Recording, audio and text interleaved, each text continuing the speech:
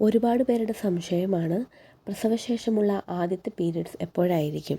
ചിലപ്പോൾ 1 മാസത്തിന് ശേഷമായിരിക്കാം, ചിലപ്പോൾ അത് 2 മാസമായിരിക്കാം, ചിലവരിലാകട്ടെ 6 മാസം മുതൽ 1 വർഷത്തിന് ശേഷം മാത്രമായിരിക്കും പീരിയഡ്സ് ആരംഭിക്കുന്നത്. സാധാരണ രീതിയിൽ ശരിയായ രീതിയിൽ മുലയൂട്ടുന്ന അമ്മമാരിൽ 6 മാസങ്ങൾക്ക് ശേഷം മാത്രമേ അവരുടെ ഫസ്റ്റ് പീരിയഡ്സ് ആരംഭിക്കാറുള്ളൂ.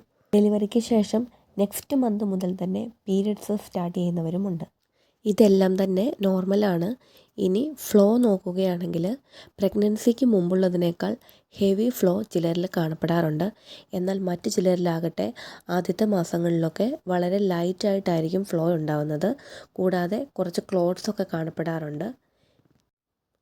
ബ്രസ്റ്റ് ടെൻഡർനെസ്, അതുപോലെ തന്നെ പെയിനും ഡിസ്കംഫോർട്ടും അബ്ഡോമിനൽ ക്രാംസൊക്കെ ചിലവരിൽ കൂടുതലായിരിക്കും. എസ്പെഷ്യലി സെക്ഷൻസൊക്കെ കഴിഞ്ഞവരിൽ ആ സ്കാറിൻ്റെ ഏരിയയിലൊക്കെ അത്യാവശ്യം ക്രാംസൊക്കെ കാണപ്പെടാറുണ്ട്. ഓരോരുത്തരിലും ഇതൊക്കെ വ്യത്യസ്തമാണ്. തുടക്കത്തിലുണ്ടാകുന്ന സൈക്കിൾ ഇറഗുലാരിറ്റീസൊക്കെ ഗ്രാജ്വലി സെറ്റിലാകുന്നതാണ്.